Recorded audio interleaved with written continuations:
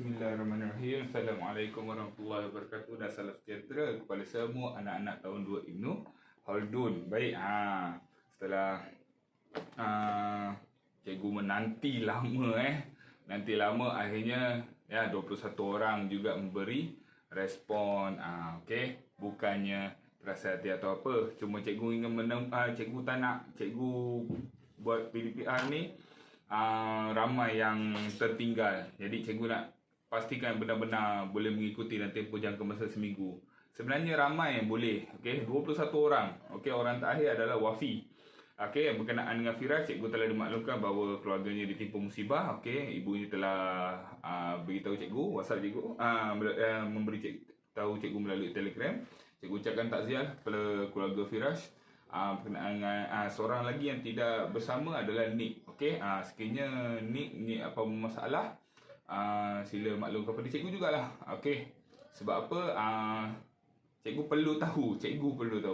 Beritahu cikgu sekiranya ada masalah. Baik, sekali lagi cikgu ucapkan terima kasihlah kepada 21 orang yang menjalani PDPR pada minggu lepas. Okey, bukanlah niat cikgu untuk mendiamkan diri suka-suka, cuma cikgu tak nak kerja ataupun PDPR yang diberi pada kamu ni bertipu-tipu sehingga kamu hilang minat untuk mengikutinya. Okey, jadi di samping juga minggu lepas cikgu cuba memperbaiki PDPR kita ni, cikgu cuba cari jalan kenapa anak-anak mungkin ada kekangan macam mana cikgu nak buat. Jadi dalam tempoh minggu lepas, cikgu sedang mencuba satu cara yang baru, iaitu cikgu cuba untuk memuat naik video ini di dalam YouTube. Okey, jadi cikgu cuba platform ini, cikgu sedang cuba jaya. Sekiranya ada kekurangan, cikgu minta maaf daripada diri cikgu lah. Cikgu minta maaf awal sebab cikgu baru pertama kali mencuba untuk mengupload video PDPR, memuat naik video PDPR, rakaman video ini ke dalam YouTube supaya anak-anak tak perlu download. Okey, ibu bapa tak perlu download simpanan telefon lagi mengambil masa yang lama. Dan cikgu rasa platform YouTube adalah platform yang sinonim dengan semua orang. Okey, termasuklah dengan ibu bapa sekalian. Jadi cikgu harap dengan platform terbaru yang cikgu cuba ni dapat membantu memudahkan anak-anak dan juga ibu bapa di rumah menjalani PDPR. Baik, tanpa kita membuang masa, sebab ini adalah kali pertama cikgu mencuba, kita teruskan pada muka surat 77. Okey, sedikit peringatan untuk anak-anak kita dan habis dah buku jilid 1 ni. Kita nak ambil buku jilid 1, jadi bolehlah cari mana buku jilid 2 kan. Kita ada 2 buku ni, buku teks kita ada 2, jadi dah jilid 2 siap-siap. Sebab tak lama lagi kalau cikgu menggunakan platform YouTube ni, kamu tak perlu risau video ni panjang.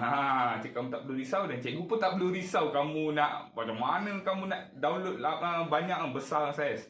Jadi cikgu hanya akan upload di YouTube. Jadi kalau 1 jam pun tak ada masalah. Kamu boleh tonton video tu di YouTube. Kalau rasa ni boleh pause. Jadi kamu tak perlu download lah. Okey, tak perlu muat turun. Okey, jadi PDPR kita hari ni insya-Allah sedikit panjang. Lama tak mengajar orang panjang ni. Okey, baik. Hari ni kita akan pergi kepada muka surat 77. Aktiviti menulis hari ni. Aktiviti menulis hari ni iaitu seronoknya menonton teater. Teater ni apa anak-anak? Teater ni dia pementasan. Maksudnya teater ni adalah pementasan. Pementasan ni maksudnya ada pentas dan ada orang membuat persembahan di atas pentas. Itu namanya pementasan. Macam kalau dekat Skip 2, kat sekolah kita ada dewan dan juga pentas. Kat mana? Dewan bawah tu sebelah dewan perhimpunan kita tu kan. Walaupun tempat tu tak tinggi, itu juga tetap dipanggil pentas. Itu tetap dipanggil pentas. Baik. Cuma untuk pengetahuan kamu, teater ni, bila orang sebut teater ni, pementasan ni, dia biasanya melibatkan lakonan yang ada jalan cerita. Lakonan yang ada jalan cerita sebenarnya banyak. Kalau kira kita di sekolah boleh buat kan. Kamu tahun lepas pun kamu darjah 1 kan. Jadi mungkin kamu belum dapat gambaran lagi lah pementasan macam mana sebenarnya. Sebab kamu banyak menjalani PDPR. InsyaAllah kita doa sama-sama habis COVID ni kita dah boleh naik sekolah macam biasa. Aktiviti di sekolah boleh berjalan seperti biasa. Kamu akan dapat lihat bagaimana pementasan berlaku. Lakonan di atas pentas. Lakonan yang mempunyai jalan cerita yang mempunyai pengajaran. Itu nama dia teater ataupun pementasan. Yahya dan sekeluarganya menonton persembahan daripada kumpulan teater. Kumpulan apa? Okey. Dalam aktiviti ini kita ni nak belajar tentang karangan. Okey, cuma ayat yang karangan ni dia telah berilah. Kamu hanya perlu cari jawapan saja. Berikan jawapan yang tepat. Mana jawapan dia, cikgu? Okey, jawapan dia ada di dalam gambar. Ada di dalam gambar. Baik, kita tengok gambar yang pertama ni. Gambar kumpulan. Ada 3 orang lelaki, 2 orang perempuan. Di atas tu ditulis SK Taman Rasa Indah. Jadi, kamu rasa apakah nama kumpulan teater ini? Nama kumpulan teater ini adalah persembahan daripada kumpulan teater SK Taman Rasa Indah. Atau kamu boleh tambah lagi, olah lagi, kumpulan teater kelab lakonan SK ataupun kelab apa yang melibatkan teater. Kelab seni dan budaya SK Taman Rasa Indah. Itu adalah karangan. Karangan ni anak-anak, dia adalah penceritaan yang jelas. Dia bukan penceritaan yang singkat. Karangan ni dia perlukan olahan ataupun huraian yang lebih jelas, lebih besar dan lebih jelas. Kamu boleh tambah kumpulan teater tahun 2 Ibnu Khaldun, SK Taman Indahpura atau SK Taman Rasa Indah. Kamu boleh letak nama kelas kamu boleh letak nama kelab kan. Kat sekolah kita ada kelab, boleh bagi kelab. Okey, kelab seni dan budaya. Okey, kita ambil jawapan yang pertama tadi. Kumpulan teater apa? Kelab. Okey, ni huruf besar Kenapa huruf besar? Sebab dia kata nama khas. Kelab seni dan budaya, SK Taman Rasa Indah. Taman Rasa Indah.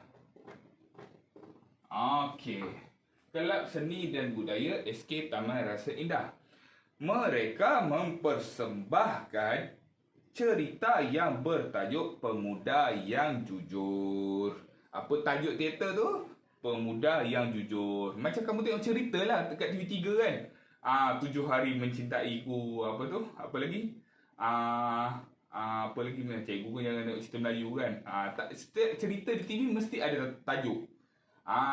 Setiap cerita di TV yang kamu lihat mesti ada tajuk. Jadi tajuk kalau dia nak kata ni teater yang dia tengok ni bertajuk apa? Pemuda Yang Jujur. Apa tajuk karangan kita hari ni? Ini tajuk dia. Seronoknya menonton teater. Pada suatu hari, seorang pemuda memasuki sebuah... Tengok dalam gambar tu apa? Sebuah, bukan sebatang Sebuah. Kalau kamu jawab pokok penjodoh bilangan dia adalah batang, sebatang. Jadi dia kata sebuah. Sebuah ni benda yang besar. Kita tengok ada banyak pokok. Lepas tu ada nampak macam bukit-bukit kan. Maksudnya situ tempat apa tu? Itu namanya hutan. Okey. Seorang pemuda memasuki sebuah hutan. Okey, nombor 2 jawapannya sebuah hutan. Cukup tak? Boleh tak jawab hutan je? Boleh, tapi tak jadi karangan lah. Kan cikgu dah kata tadi, karangan ni perlukan olahan. Kita perlu tambah lagi cerita. Kita bukan bagi jawapan saja. Ini bukan soalan dan jawapan. Ini adalah karangan. Jika kamu ingin memberi sesuatu, menerangkan sesuatu, kamu kena bagi penjelasan yang sangat hebat. Agak luas lah. Benda ni agak luas. Okey, macam mana kita nak tambah luas baik? Kita dengar tu. Pada suatu hari, seorang pemuda memasuki sebuah hutan di pinggir kampung atau sebuah hutan di seberang bukit, sebuah hutan di hujung kampung. Hutan ni mesti satu tempat yang banyak pokok kan. Dan hutan biasanya terletak di tempat yang tak ada rumah. Tak ada rumah ataupun jauh daripada rumah. Jadi kita boleh kata di lereng bukit, di atas bukit, di sebelah gunung, di hujung kampung dan sebagainya. Jadi tempat tu mestilah hutan ni di mana? Di tempat yang jauh.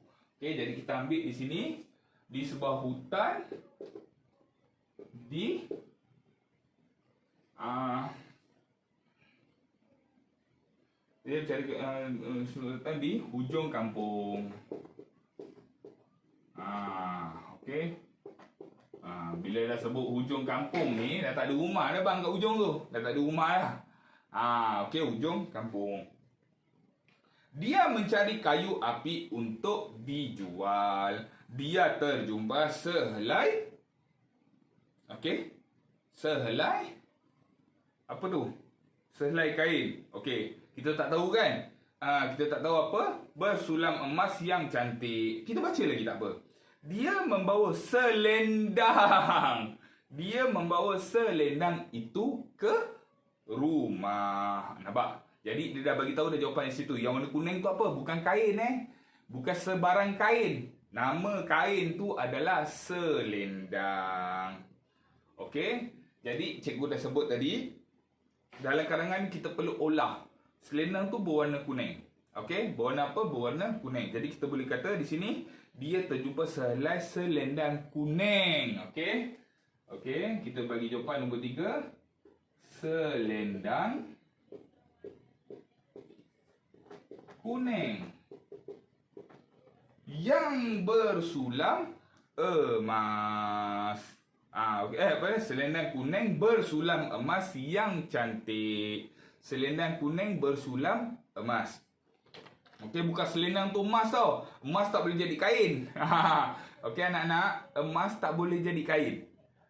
Emas dia kalau disulamkan emas, cuba kamu tengok betul-betul gambar selendang tu dekat bawah tu ada macam corak-corak. Kalau corak tu boleh dibuat dengan emas. Tapi kalau selendang tak boleh dibuat dengan emas. Tapi dia boleh diwarnakan dengan warna kuning. Selendang juga diperbuat daripada kain sutera. Tahu kain sutera? Kain sutera adalah kain yang lembut. Dan untuk pengetahuan kamu juga, orang lelaki Islam tidak boleh memakai pakaian sutera. Ingat tu, kita lelaki tak boleh pakai pakaian sutera. Sutera ni hanya untuk perempuan sahaja. Okey? Sekadar selingan.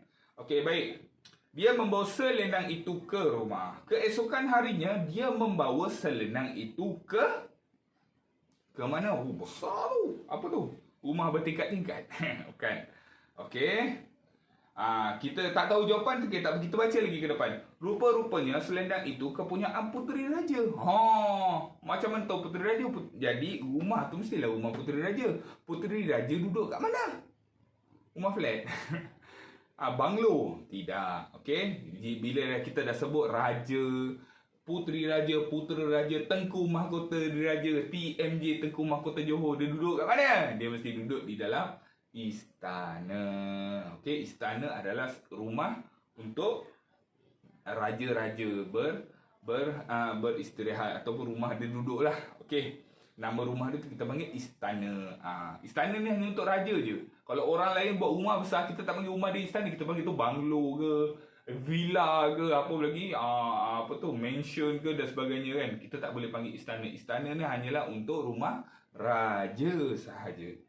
Okey, rupa-rupanya selendang itu kepunyaan putera raja. Jadi kita patah balik sikit tadi, jawapan yang kita tak jumpa tadi, nombor 4. Keesokan harinya dia membawa selendang itu ke 4. Istana raja. Ataupun istana raja. Ke istana. Boleh istana raja. Okey. Dah selesai kita sebut istana raja. Rupa-rupanya selendang itu kepunyaan puteri raja. Raja mengucapkan terima kasih dan memberikan hadiah kepada pemuda itu. Okey, tamat dah cerita. Okey. Berbalik-balik tajuk teater ni apa? Pemuda yang jujur. Jujur tak pemuda tadi? Dia pergi cari kayu api. Lepas tu dia jumpa selendang yang bersulam emas. Dia ambil, bawa balik rumah dulu. Lepas tu esok pagi dia pergi istana raja. Sebab apa? Pada zaman dahulu, orang yang ada emas ni hanyalah, ataupun kuning dan emas ni hanyalah hanya khas untuk golongan diraja sahaja. Okey? Untuk pengetahuan anak-anak, warna kuning dan emas pada zaman dahulu hanya untuk raja saja.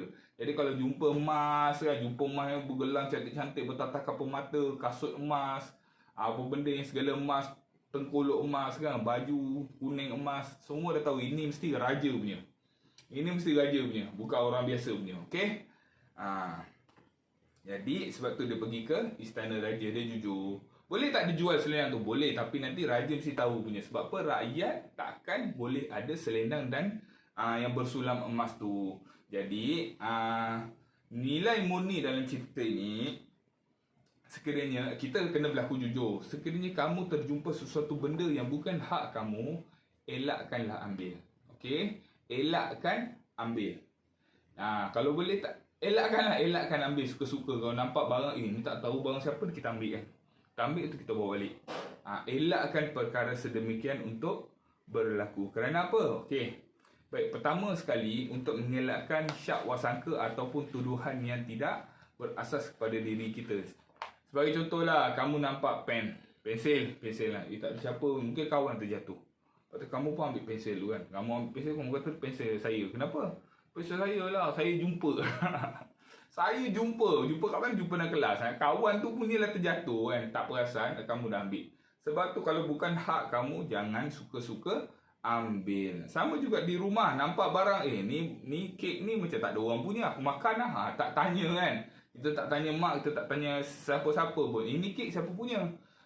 Jadi kita kena berlaku jujur dalam apa juga keadaan. Barang orang kalau bukan barang kita, bukan barang orang kalau bukan barang kita, secara automatik kita kena tanya orang. Kita nak guna ke, kita nak ambil ke, kita nak makan ke, kita nak minum ke, mesti tanya dahulu. Jika itu bukan barang kamu ataupun barang bersama. Janganlah sampai nak pergi tandas pun nak minta izin mak kan. Okey, itu dah kira kegunaan bersama. Takkan nak minum air tekan mesin kowe tu nak kena minta izin mak kan. Itu dah kegunaan bersama. Maksudnya di sini contoh makanan dalam peti ais. Ada nampak kek, buah dan sebagainya kan. Kalau tak tahu siapa punya, tanya. Mak, adik nak makan buah boleh? Mak, akak nak makan kek ni boleh? Ni siapa punya? Tanya. Kalau ibu kata, tu kek semalam tu, ambillah makan. Baru makan. Jangan dah makan dulu baru orang tanya, mana kek tadi kan? Tak nak bagi kat orang ke, kita tak tahu. Jadi kita ni kena jujur. Jujur ni maksudnya kena tidak boleh memanipulasi, tidak boleh menggunakan benda lain yang bukan hak kita sebagai benda kita. Berbalik pada cerita ni tadi, dia jumpa selendang emas tu, dia tahu tu bukan hak dia. Selendang ni bukan hak saya. Saya kena cari siapa punya ni. Jadi dia pun pergi pulang kan. Okey, dia pergi pulang kan. Okey, dan tambahan sekiranya di sekolah berlaku kamu jumpa barang berharga, jangan ambil bawa balik. Cari cikgu, saya jumpa benda ni cikgu tadi. Saya tak tahu siapa punya. Okey, tak apa, tak ada masalah. Cikgu akan selesaikan. Jadi tanggungjawab kamu sudah selesai. Okey, kita sambung sikit lagi. Siapa dia? Sangat gembira kerana dapat menonton persembahan teater dan mendapat pengajaran daripada cerita tersebut. Macam mana ni? Siapa ni gambar ni? Kita tengok atas sekali permulaan ayat cerita tu. Yahya dan keluarganya menonton persembahan daripada kumpulan teater. Jadi jawapan ni siapa ni? Yahya dan keluarganya sangat gembira kerana okey, itulah jawapan dia. Nombor 5 apa dia? Yahya dan keluarganya.